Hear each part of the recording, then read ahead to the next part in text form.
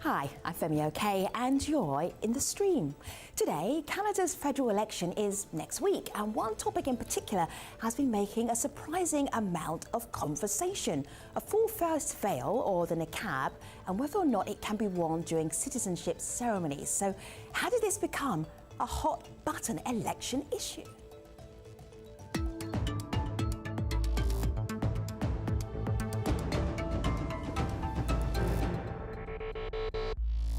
It's good to have Malika Volau, our digital producer, back. Thanks. Putting her to work immediately. Exactly. What's on your laptop? Yes, and it's definitely worked because there are a lot of people talking about this. So on the one hand, you have some people saying that this issue, the niqab, the full face veil in Canada, is being used by the ruling Conservative Party to make gains. You see a picture here. This is Mo, who tweets in. He shows us the party's website with a quote from Prime Minister Stephen Harper, who says, "That's not our Canada," in reference to the niqab. And whether or not it's working is something people are discussing. This is Carly on Twitter, and she says, "I'm not sure if I'm voting for Harper, but I am all for that niqab ban." So we want to discuss this with your help. You can tweet us your thoughts with hashtag AJStream. Hi there, my name is Rob Hubert. I'm at the University of Calgary, up in Calgary, Canada, and I'm in the stream. In just a few days, Canadians head to the polls to select a new government in what is being described as one of the most important elections in recent years. The race has been very close between the country's three biggest parties, the ruling Conservatives, the Liberals and the New Democrats. Most Canadians say the economy is their biggest priority. Low oil prices have made the Canadian dollar one of the worst performing currencies in the world over the past year. There has been a lot of talk about the struggling economy, but Canadians say a number of other issues like the environment, healthcare, First Nations and women's issues are not getting the attention they deserve. One issue that's getting a lot of press, though, is the niqab. Back in 2011, the Canadian government, led by Prime Minister Stephen Harper, introduced a niqab ban for citizenship ceremonies. Earlier this year, one woman, Zainab, sued the government, claiming the ban violated her rights, even though she won the case, and the appeal that followed and got her Canadian citizenship. The government is not giving up. They want to take the fight to the Supreme Court, and in the meantime, they are talking about this on the campaign trail. Harper supporters claim this is about standing up for Canadian values and that the niqab, and I'm going to quote him here, is rooted in a culture that is anti-women, end of quote. But his critics say he's encouraging fear and suspicion of Muslims and distracting voters from the real issues facing the country. To help us talk about all of this, we're joined by Zainab bint Younus. She's a writer and blogger under the name The Salafi Feminist. Margaret Wente is a columnist with the Globe and Mail newspaper. Shireen Ahmed is a sports activist and writer on the intersections of politics, sport and feminism. And Jonathan Liedtke is the chief political reporter at the Windsor independent newspaper. So good to have you all here. Margaret, I'm going to put you and Zainab up in a box so we can both see you here. So Margaret, when you see Zainab, what do you see? It's hard to see her, actually. And I think I'm a very typical Canadian in this respect, in that the niqab makes me very, very uneasy. I have an almost visceral response to it. And the trouble is, I can't see Zainab behind the veil. All I see is the veil itself. And the messages it sends, because of the heavy symbolism that it comes with, the messages that it sends to me and to most Canadians are deeply negative. And they have nothing to do with racism or discrimination against Muslims. I believe it's that the veil itself is a symbol of women's oppression. Zainab. All right, so see, I would combat that by saying, what if we just put the camera off and we were just talking on the phone? Obviously, I understand the visible symbolism, which I find very intriguing, and I believe that it's heavily related to decades, if not centuries, of ingrained stereotypes about the veil, about Muslims, about Muslim women, about our place in society, as it were, and how that's viewed by those who are not Muslim or are not part of the not society, I should say, part of the faith. or cultures wherein it's a lot more common to see. Simply because I believe firmly from my perspective, from the perspective of Muslim women I know, my friends who do wear the niqab as well, and we come, by the way, from many very different backgrounds. I mean, let me just throw this question at you. What do you think my ethnic background is from? And do you think that I'm wearing the veil, wearing the niqab as part of a reflection of my, my ingrained Zainab, culture? let's go with one question at a time. So your ethnic background, Margaret, what would you guess? All right, what do you think? Throw it at me. I have no idea. I've talked to a lot of niqabi women. I know they're from every background, including Canadian. I know women who wear the niqab by choice. I know that it's often a personal choice, free choice, and all of that. And I've had wonderful conversations. However, if you get away from the wonderful individuals, you have to understand the symbolism of the niqab and why it's so negative for so many people. And it is that, as a matter of fact, it is associated with oppression of women and medieval religious behaviors in many parts of the world. Margaret, I'm going to... You can't See, I would say that the symbolism I would just like to is respond something to what that Margaret's been saying. Zainab, hold tight a minute so we can bring Shireen I'm in. a typical Shireen, go ahead. Canadian. I'm actually typical Canadian, and a lot of I was typical just gonna say, Canadians I'm I know third-generation are Canadian. really okay with being and supporting rights that are enshrined in the Charter of a woman practicing her faith. So when I see Zainab, I actually someone who lives in a country who is supported by constitutional freedoms to practice her religion the way she sees fit. Now, these ideas of what niqab represents and for people's personal opinions of oppression, I don't feel that way, and a lot of people I communicate with, even now in the sports journalism world, don't feel that way. So, I mean, the group that Margaret associates with and affiliates with, other than those wonderful conversations with selective niqabis, I'm sorry, that's not the Canada that I know. Okay, Shireen, I think Shireen raises a very important point. And that is, there's a big distinction between banning the niqab and disliking it. And absolutely, to dislike and I it, think that to dislike it is not to say we should ban it. Where do you Yeah, fall? my personal Where do you fall? position is, Where do you think doesn't most? mean we should ban. Where do you think? I mean, there've been polls on this, Margaret. So are people in Canada into not liking the niqab, or are they wanting to ban the niqab? Where are we with this? Okay, well, let me just throw out a couple of general statistics, because this is very important. And it's not just sort of reactionaries who dislike the niqab intensely. It's a majority of Canadians, probably 3/4 of Canadians, agree with the government on some form of niqab ban, especially in citizenship ceremonies, which is where you show allegiance to your country. All right. And Canadians see the niqab as a rejection of Canadian values. All right. And Do that's you what they don't remember, like. Margaret, It's do you across remember the years spectrum. back when... So Zainab and Shireen and Forum Jonathan, for- just hold tight for me a moment, because this conversation is also going on online. Malika, what do you have? Exactly, and there is an interesting perspective here from Michael, and Zainab, I'll give this to you. This is on Twitter, and he says, for me personally, the full niqab is a sign that the wearer does not wish to facially engage with broader society, and there are others like him online who are saying the same thing. So what do you say to that criticism? I would say that's an assumption on your part, and not to be rude, but we all know what making assumptions does to you and me. And this is where I really think that people need to get out of this insistence that, well, this is how I feel and that's it. Well, no, it's not. Sometimes you have to make an effort. I personally make an effort every day when I go out of the house. I do engage. I go to the public library. I go to my daughter's school. I go to the mall. I engage with my neighbors on a regular basis, and niqab is not always the focal point of that discussion or lack do you of notice discussion. anyone behaving to you in a... It's difficult because will you notice anyone behaving to you in a way where they feel like they can't connect or can't engage? You didn't always wear the niqab, so you've got a sense of before you wore it and after you wore it.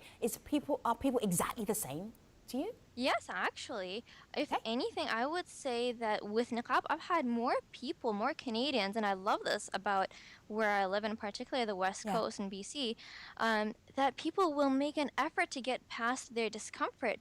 They will actually come up to me and say, you know, excuse me, I hope you don't mind me asking a few questions. This is something that I've heard about the niqab or read about it. I'd like to know about it. What's your perspective? And I think that's awesome. Because it goes to show that there's still intelligent Canadians out there who aren't insistent on living within their little bubble and saying, well, you know, I feel uncomfortable about it and that's that. These are the people whom I admire, who make a point of going out of their comfort zones, who are brave enough. Majority or to minority? Take that effort. Zainab, to make that effort. most people go out of their comfort zones to talk to you and they're happy. Sorry? Majority or minority? I would say the majority of people. I have had a handful of incidents where I would say they were negative or they started off negative, but as soon as I started responding, the tone of the conversation changed very quickly. Because you see, it's not just about the visual symbolism of the niqab, thinking that, oh, this woman's oppressed. There's a lot of other assumptions out there, such as, oh, well, you're not Canadian. Oh, you must not speak English. Oh, you must not be this, that, and the other. And then I'll tell people I'm third-generation Canadian, and a lot of times, so you've got a little I had a taste. British woman come to me actually and say, in Canada we don't do this here, you know. Interesting. And you don't have to do this anymore. And I was like, I know, I grew up here. Where are you from? And she's like, well, England. And I was like, guess what? I'm more Canadian than you are. All right, so everybody's had a little taste here of the debate that's going on in Canada around the niqab. And then you put it into election politics, and then what happens? Right. Well, Jonathan, as you can see, of course, there is a debate there, and it's one that a lot of people want to talk about. But then what that has to do with the election is something that our video commenter brings up. This is Subia, so I want you to have a listen to what she had to say. I think Stephen Harper is using the niqab as a re-election strategy. He's trying to appeal to any sort of anti-Muslim sentiment that may exist within Canada. I also don't think it's a coincidence that this started happening shortly after he hired Lynton Crosby to manage his campaign, and this is a man who's been known to use xenophobia and racism to help other politicians around the world get elected. So, Jonathan, she mentioned the name Lynton Crosby, and all four of our guests nodded their heads. So, who is that? Why is that important, and what does that have to do with this election? Well, Lynton Crosby is an Australian political strategist, and he has had great success in exploiting really significant wedge issues in Australia and in the UK. He was with Tony Blair as well. What he really, it's been called that he throws a dead cat on the table, which allows to distract a conversation that is necessarily, I could say, negative on a campaign. So just before Lynton showed up in Canada and the conversation shifted to him, Harper was looking really poor in the polls. He was going down. There were a lot of bozo eruptions, as they've been called in Canada, where there were candidates who have been dropping left, right, and center. Crosby entered the scene, and then what happened very quickly is we're talking about niqabs, and it's become this conversation, and we're 2 weeks later. Jonathan, I wonder if I can different. make a few... Please. Go ahead, Margaret. Yes. Let me make a couple of quick points. First of all, Lynton Crosby is not quite as powerful as he has been made out to be. Secondly, the niqab debate is not new with this election. It goes back a long way. And it goes has back been to 2011, but it's been really pushed. It's been very hot, especially in Quebec, where the Liberal Party, which is now in power in Quebec, that's the French-Canadian province of Canada, and now has legislation in the works which is backed by all the parties, which would ban the niqab in other circumstances as well. It would ban the niqab in Sure. Margaret, we talked about this in Quebec a little while ago on the stream, but I want to bring us back to now, because we are on a lead up to an election, and out of all of the issues that Canada could be talking about, this is your Prime Minister, Stephen Harper, right here. I was proud to take this stand in last Thursday's debate. I will never tell my young daughter that a woman should cover her face because she's a woman. That's not our Canada. Now, if that isn't a bit of electioneering... Stephen Harper's Canada. That's the Conservative Canada. It's definitely not my Canada. It's not a Canada reflected by millions of people. And Margaret talked about statistics that she has. Well, I have a whole bunch of statistics too. Yeah. And let's remember, polls are extremely relative. The polls that Harper is citing are funded by the Conservative Party of Canada. I mean, if you poll the New Democratic Party, I'm sure they'll pull out polls that say they're ahead in certain ridings. So let's keep this in perspective. Shireen, if you could unpack this a little bit. Instead of focusing on over 1,000 missing and murdered Indigenous women in this country that the United Nations has called a crisis, without talking about poverty-stricken children that live in Toronto. It's a crisis in the city, for one, and the biggest city in this country. There are so many issues that require so much more attention from the government in destruction of environmental policies, the refugee crisis in the world that Canada has simply sat back and watched, and we know the debacle that's happened. I don't know if the viewers internationally know this, but Mr. Harper's been accused of single-handedly personally shutting the door on refugee applications. Shireen is right. Shireen is right that Mr. Harper, the Conservative leader, is playing election politics with this issue. There's no question about that. However, this issue, it's almost entirely symbolic. Very few women in this country actually wear niqab. But this is an ongoing conversation that we have in Canada and will continue to have in Canada about symbols and identity. I have is why. I don't believe, personally, I've grown up in Canada my entire life, and my mom was at one point the only woman on Vancouver Island to wear the niqab, and for many years, may I add. And I started wearing the niqab when I was 17. Most people throughout my entire life do not care. The reason that these polls are coming up and people are saying anything is because there's been a concerted agenda to bring it up. Where you focus the spotlight is where people will look. Now, if we put the spotlight on those First Nations women, maybe the rest of the country would have something to say about it and start caring.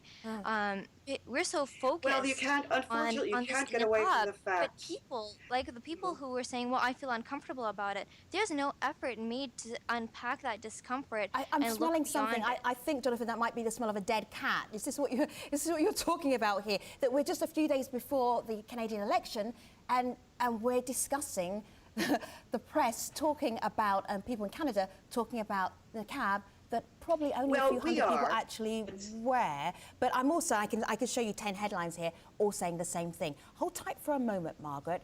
Malika, what do you have? Well, it's actually an answer to that question that Zainab asked, the why. This is Mubin on Twitter, and he says, just what you said, Femi, basically the perfect wedge issue is why. And he says it's to distract away from the failures of the Prime Minister. Another person weighs in saying that this is pitting Canadians against one another. It's immigrants against old stock Canadian, quote unquote, and that's a term that the Prime Minister used in a debate in September. So you have the reasonings from people and what they believe there, Jonathan, but I'm wondering whether or not this is actually working. What do the poll numbers say? How does that relate to whether or not there will be results come election time?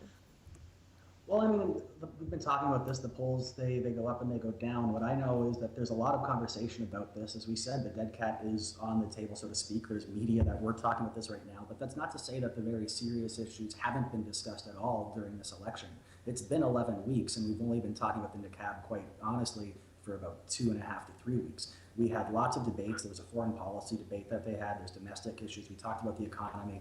Right now, though, in the final lead up to the election, we are talking about the niqab, but it's not overwhelmingly that every story is about this. And look, I mean, I'm a white male who doesn't wear a niqab. I'm about as far removed from it as affecting me directly. But for me, it comes down to just a matter of freedom to practice your religion. I get really concerned when the government starts to talk about how a religion should be dictated, what you should do as your religious adherence. And to me, if someone feels that wearing a niqab is part of their religion, the government has no place to say yes or no. It just comes down to if we can verify the security, which is really what this issue is all about. Can we tell that this is the person who's actually saying that they are becoming a Canadian citizen when they take the oath, and that has been achieved. They show their veil in private before the oath, and then when they take the oath, they can have their niqab, and I don't see an issue whatsoever.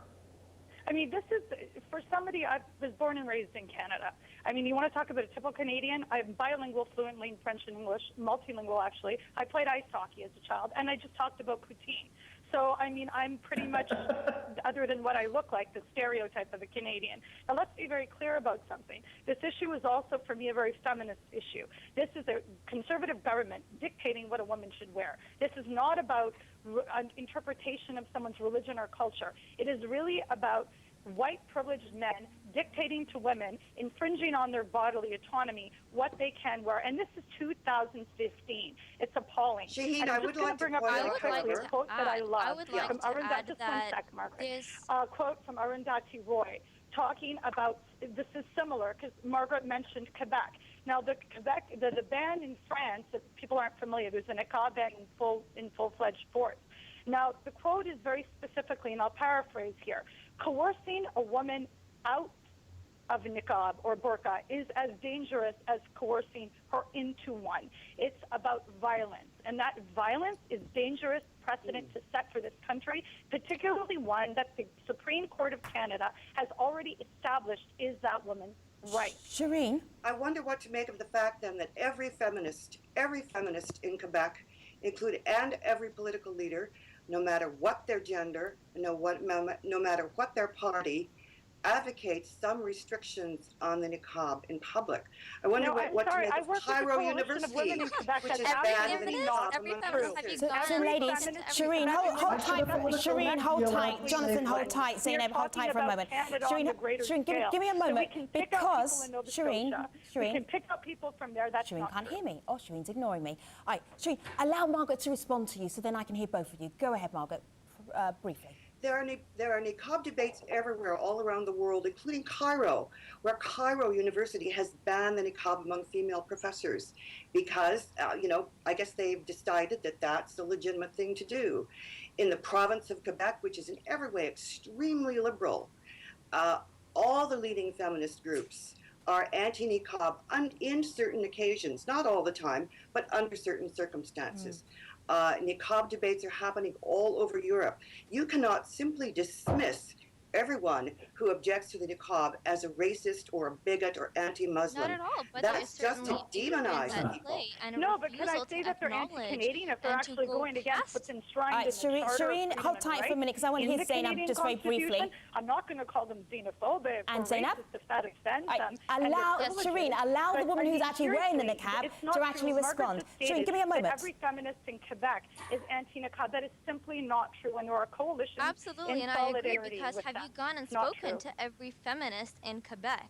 You say from every feminist to every feminist group. Well, what about Muslim women who identify as feminists, such as myself? And, talking about banning the niqab under certain circumstances, don't you think that's an unfeminist move? Because that's actually restricting women, those women, such as myself, for example, who might feel that they are less inclined to access certain social services, who are less inclined to go pursue a post-secondary education because this is the discrimination they're facing. And as a matter of principle, myself, I believe that I believe one of the suggestions was, banning the niqab in public service buildings or social service buildings, such as healthcare. You are now going to tell a woman, because you cover your face and you make me uncomfortable, I'm going to tell you that you are now obligated to remove this piece of cloth that is not physically harming anybody, but I'm going to do that and therefore make you more vulnerable to reduced health care.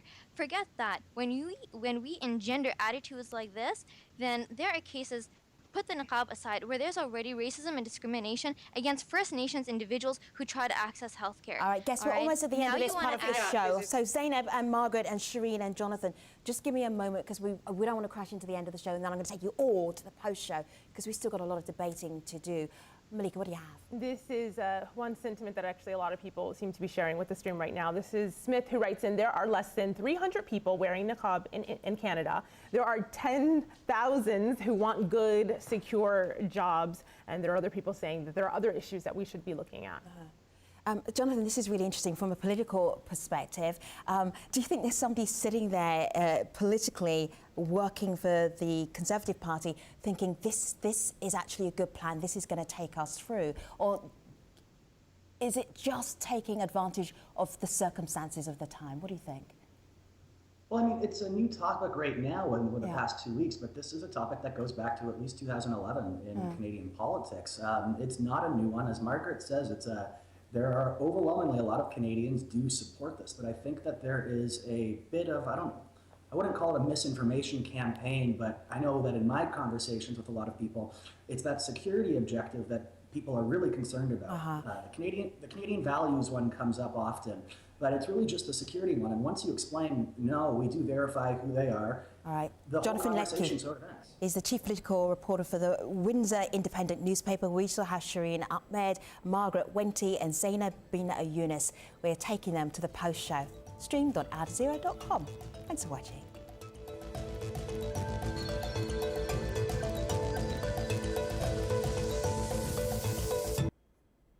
Hello, this is the Streamed Online Post Show. We've been talking about the niqab debate in Canada, why of all of the different issues that Canadians say are important on the lead up to elections, this one has been getting a lot of attention. You've been hearing our guests debating it. Meanwhile, Malika's been watching the debate online. What do you have? Exactly. This is a video comment sent to the stream from Frank Graves. And I want to play this for all of you. Margaret, I'll get your thoughts on what he says. And he's looking at why this is an issue. It's something that we touched on earlier, but he has some thoughts on it. So have a listen. Canadian election that was supposed to be all about the economy became all about the niqab. Many would justifiably say this was an unnecessary distraction, part of dog whistle politics, and something which would have a corrosive impact on what has been a very harmonious society in the past. We think, however, it has triggered a broader values debate, and we believe that this may have the ironic impact of awakening the progressive majority in Canada in this election. So, Margaret, what impact do you think the niqab debate will have on the election? I think it is just one issue among many. People are not voting on the niqab issue. It's just one factor, but I don't know anyone who has changed their vote because of the niqab. I will say this, that despite all the debate and heated debate over this, Canada is still the most accepting and tolerant and warmest towards immigrants and newcomers of any country in the world. And we're the biggest immigrant accepting nation, and we're the nation where immigration is the most successful. And I would defy anybody to look around the world and find a place where it's working better than in Canada. Jonathan, when Margaret was saying people aren't going to change their vote on this issue, why are politicians spending so much time talking about it then? Well, they don't have to talk about the other stuff that's going on. It's a very useful conversation. You can use it to distract from poor politics that are going on. But again, I wouldn't say that this is what the politicians are talking about over and over again. I think we're in a bit of a media echo chamber here where it goes back and forth. And, even through panels like this. Yeah. If, Zainab, you had your way, what would be the top issue that should decide the upcoming election? I would say amongst the top issues, it should be the economy, education, the state of our social welfare programs, our healthcare.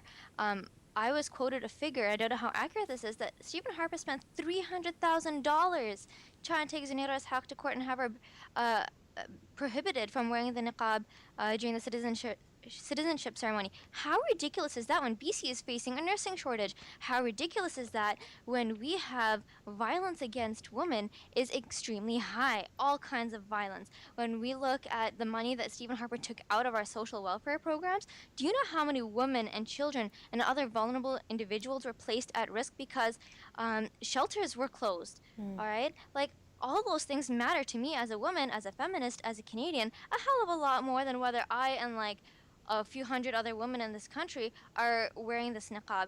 The lives of individuals are being impacted. There are people whose access to medical care is compromised, is non-existent for some. Their lives are in danger. The First Nations women who have been murdered and missing for years now. All right, why is it that their lives, human lives, don't matter as much as a piece of cloth does? All right. On top of that, I would actually like to bring up the issue of Canadian culture. All right. You were hearing about Canadian values, Canadian culture. What is Canadian culture? Is it Judeo-Christian? Is it secular? Is it white? Or is it First Nations? Because I think if we want to talk about Canadian culture, let's go to the First Nations to whom this country belongs, and let's see what they think about it. Because if anybody has the right to talk about Canadian culture, it's them. It's not all of us, whether white or otherwise, who are basically immigrants to this country, who are colonizers and settlers in this country. That does not belong to us. We want to talk about Canadian culture and values. Let's talk about the lives of those whom we ignore. Arguing very clearly, band leaders saying that their election priorities have not been addressed by any of the leaders during this election campaign. And that's a huge problem. To echo what Zainab said, that's exactly true. There's so many communities whose priorities and needs are getting looked over because of an issue that may be great for media and for clicks on the computer, but it's not what this country needs to be talking about right now. And Margaret said that this country is great at hosting immigrants, etc. I worked frontline in a settlement agency for 5 years, starting 2009. That is simply not what it used to be. The Citizenship and Immigration Canada was completely dismantled. $55 million were cut while I was working there front line. Canada used to be a bastion of welcoming. It has not been like that since the Harper has let me just interrupt, taken office. if I may. So we can certainly laud the accomplishments of the government from decades past. That is not the reality. We are the greatest immigration accepting nation in the world. We accept more immigrants and refugees every year, 300,000 per capita, than anybody. You can't say we don't welcome immigrants. It's just not true. I would say that principally this election, I think this has been a very good election campaign with 3 very interesting and very highly contrasting candidates for Prime Minister. We have a highly functional democracy in this country, robust debate, as you can see here. And, you know, we fight with words instead of with guns, which I think is enormously and also positive. Taxpayer money. There's a reason that so many people want to come here from other parts of the world. I think this election is primarily a referendum on the leadership of the 3 candidates. And we may well find that the country is pretty tired of the current Prime Minister, who's been around for a long time. We'll see. But I think there is no reason to be cynical about this election and every reason to celebrate democracy at its most high functioning. I think there is a reason to be cynical because when you look at the people who voted Harper in to begin with and everything that Harper's done during that time. Shireen and Zainab, I love listening to your beautiful voices. I'm going to ask you just to take a breath for a moment. All right. It sounds like an avant-garde album that we're making. Take a breath for a moment so I can bring in Malika. Well, this is actually picking up on something you said, Margaret, that there is a reason that so many people want to come to Canada. And this is an issue that comes up whenever the stream does a Canada show. And people say that reason is Canadian values. So when we're talking about the niqab issue, there are people online who say it goes against Canadian values to ban it. It's an appeal to the basest instinct. So I want to give this last comment from the community to you, Jonathan. This is Kay, who wrote to us on Facebook saying the Canadian way is to build an environment in which women may choose their own path, not have it legislated, which in Harper's world will promptly lead to punishment. So that's her view of those Canadian values. What are they to you? Well, I would agree with that up until the punishment bit there. But I mean, Canadian values, it's, respect for one another, the right to practice your religion how you want to, freedom of speech. Some of your stereotypical ones come up as peacekeeping and not policing. But again, I'll go back to, as I said before, for me, the niqab debate is based, this is a religious right, and the government shouldn't be trying to dictate how someone practices religion. All right, so guests, this is going to be very challenging for you. You have an assignment. I want you to tell the world in a sentence each, without interrupting each other, okay, what this niqab debate at this time of year for Canada says about Canada. You got the rules, okay? A sentence, without interrupting. Margaret? Yeah, it says we like to talk and debate, and our quarrels don't get too much more serious than that. This is really a clash of 2 sets of fundamental values: the right of people to practice their religion as they see fit, and the unease that people have with something that symbolizes the oppression of women. Very good. Shireen, your sentence is what? What does this tell us about Canada? misplaced priority to discuss this, but overall, fabulous country, amazing people, and yeah, just the discussion has gone astray. Jonathan? I think it just shows that we are not one homogenous group of people who all agree the same thing. Clearly, there's a lot of varying opinions, regardless of what polls show. But we have a very healthy democracy, and the fact that we can have these conversations, it's a good thing. Zainab? I'm going to be cynical and say that, unfortunately for me, the niqab debate at this time of year, in this context, shows me how much Canada has changed since I was younger, and it hasn't changed for the better. In so many aspects, it's gotten worse, and it makes me very sad that we value, once again, discussion, constant discussion on a piece of cloth over the lives of human beings living in this country who deserve our attention and our taxpayers' money. All right, so Zainab, Margaret, Shireen and Jonathan, the mark of a good conversation is that I'm always reluctant to wind it up. I am reluctantly winding you up. Good luck with the elections. Thank you so much for joining us here on the stream today. Take care, everybody.